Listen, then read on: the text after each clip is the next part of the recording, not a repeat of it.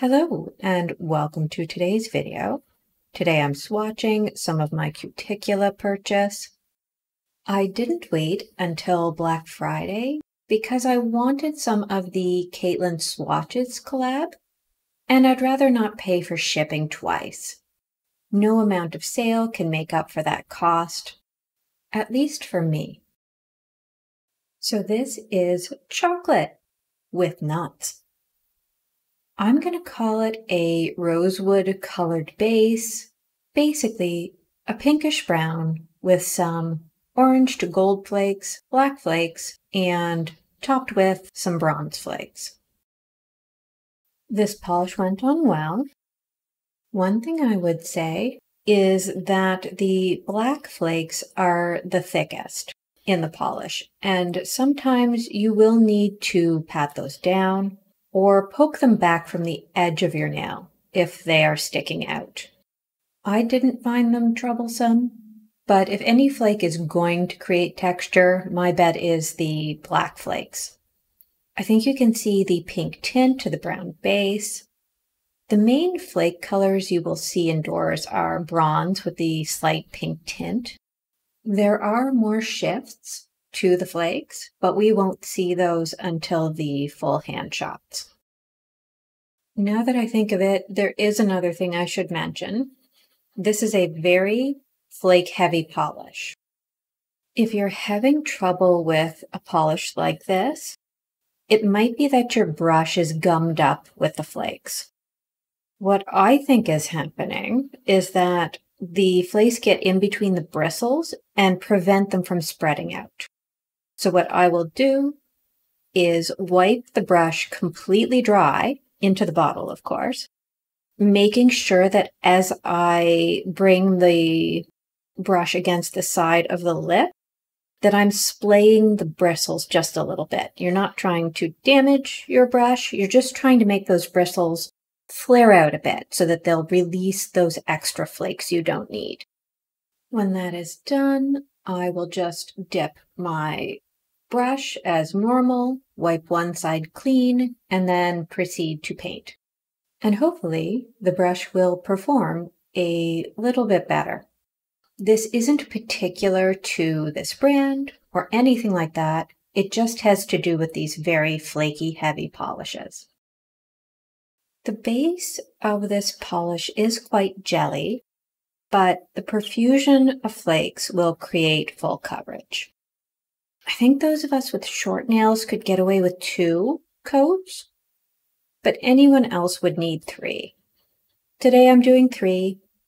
I'm still in my cautious mindset that will degrade over time, but we're still on the crest of that wave. The polish is definitely opaque in 3 coats on me. In the future, I will probably wear it in 2. I hope it's now more obvious why I referred to this as a rosewood base. Indoors, you do get more pink and red vibes, but occasionally, as I move my thumb around, you will see a flash of gold. Outside, the polish tends to lean more gold and bronze because of the flakes. I think both look great. I'm very neutral when it comes to black flakes. I have specifically bought polishes because of them, this being one, but I've also rejected some polishes because I felt the black flakes weren't adding anything for me. In this polish, they almost provide the effect of relief. By that I mean that it is like ancient Roman relief sculptures. To create deeper and more drastic shadows, the Romans would use a drill. Chisels alone would have taken off too much surface stone. The deep relief creates a dark background for the sculptures. And for me, that's the effect the black flakes create in this polish. I feel like I'm seeing a fall leaf pile in relief. The black flakes are creating a void that lets the more colorful flakes jump out at the eye. In the meantime, we have made it out into the sun. The polish is giving us some of that pinkish brown jelly with some bursts of pumpkin orange and coral as I move around to the right.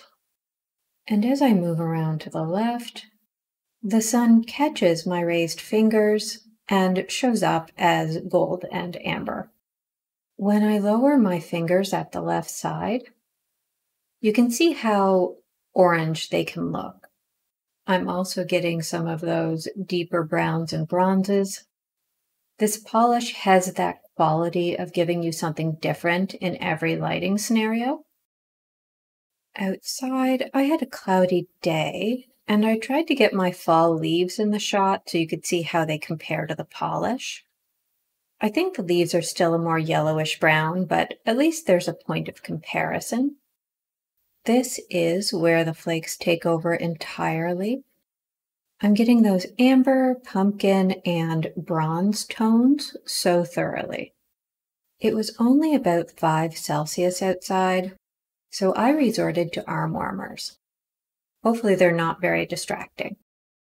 I was worried my fingers would start to look blue, but instead they just look more pink than usual. That's on brand, I suppose. My winter denial is going strong, but it will probably start snowing here soon. Boo to that. I'm not too worried about indoor shade shots / indirect light shots, but getting sun shots might be interesting inside. For these indoor shots, I moved away from the window. I was hoping to show the polish in a new light. The artificial incandescents are giving mostly amber into pumpkin with only a hint of the more brown and bronze tones. This footage is probably the most amber and gold the polish looks. The only other brown flake polish I have is Stumped by Mooncab. Even though both have plentiful flakes, they are different. And that is all for today. Thank you for watching. Please subscribe. I always forget to say that. Please enjoy a clip of my little red squirrel bouncing towards a peanut.